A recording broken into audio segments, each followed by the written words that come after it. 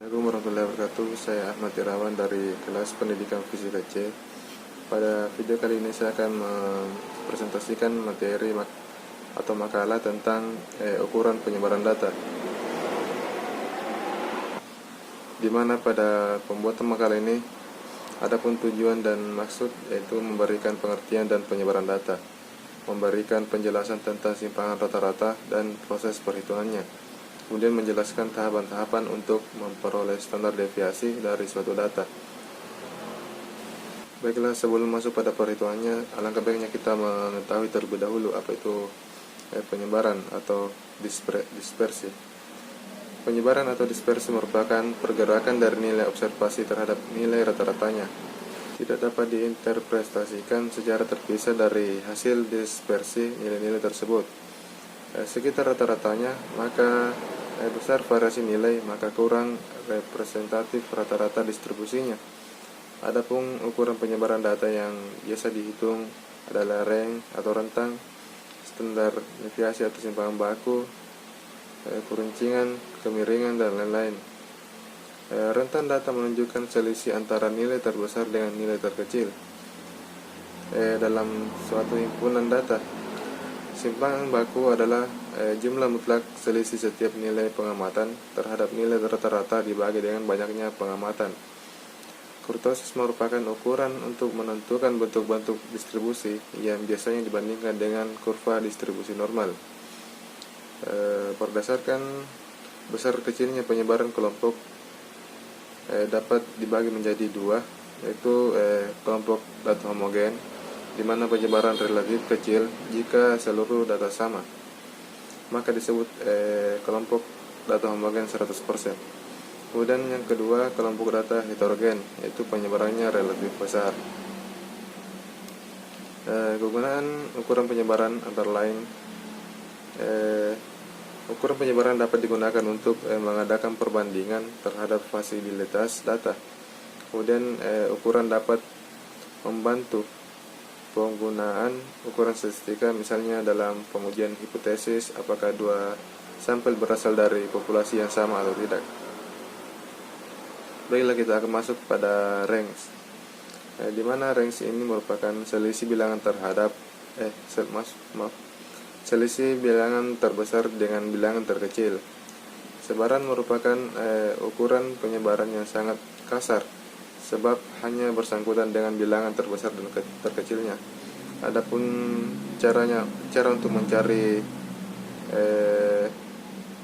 range ini yaitu dengan cara R sama dengan X max dikurang X min.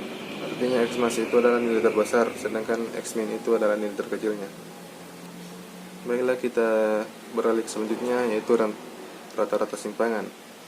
Rata-rata simpangan ini merupakan suatu simpangan nilai untuk observasi terhadap rata-rata.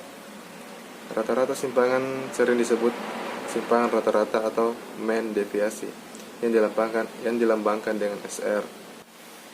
Pada kali ini saya akan memberikan contoh soal di mana ada sebuah nilai yang terdiri dari angka 5, 6, 8, 5, 7 dan bagaimana cara menentukan simpangan rata-rata. Langkah awal, terlebih dahulu kita temukan rata-rata datanya, di mana kita totalkan data tersebut, kemudian dibagi menjadi jumlah banyaknya data, yaitu 5 ditambah 6 ditambah 8 ditambah 5 dan ditambah 7, kemudian dibagi dengan banyaknya data dari tersebut, sehingga dihasilkan 6,2. Setelah diketahui rata-ratanya, kemudian setelah kita ketahui rata-ratanya, selanjutnya kita mencari SR, sehingga nilainya simpangan rata-rata, yaitu nilai pertama atau data pertama dikurang dengan rata-rata, kemudian nilai kedua dikurangi nilai rata-rata, kemudian ditambah nilai ketiga dikurangi nilai rata-rata, dan data seterusnya, sehingga setelah ditemukan nilainya, maka itulah simpangan rata-rata dari data tersebut.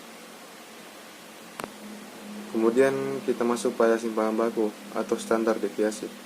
Pada ilmu statistika dan probabilitas, simpangan baku juga disebut sebagai deviasi standar, yang merupakan sebuah teknik statistik yang dipakai dalam menjelaskan homogenitas dalam suatu kelompok. Simpangan baku juga ini diartikan sebagai suatu nilai statistik yang sering kali dipakai dalam menentukan bagaimana sebaran data yang ada di dalam sampel, dan juga beberapa dekat titik dari data individu dengan mean atau rata-rata nilai dari sampel itu sendiri. Kemudian simpangan baku ini dari sekumpulan bilangan adalah akar dari jumlah deviasi kuadrat. Dari bilangan-bilangan tersebut dibagi dengan banyaknya bilangan atau akar dari rata-rata deviasi kuadrat. Kemudian terakhir itu jangkauan kuartil.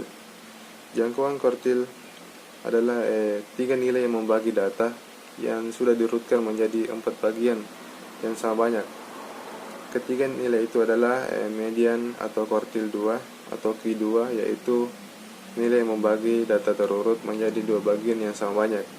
Kemudian kuartil pertama atau kuartil bawah adalah nilai tengah dari semua data yang nilainya kurang dari kuartil kedua.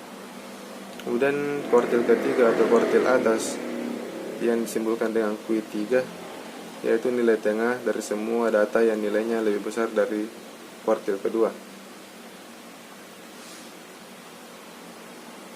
Mungkin itu saja yang dapat saya presentasikan pada video kali ini. Lebih dan kurangnya mohon dimaafkan. Wabillahi taufiq wal hidayah. Assalamualaikum warahmatullahi wabarakatuh.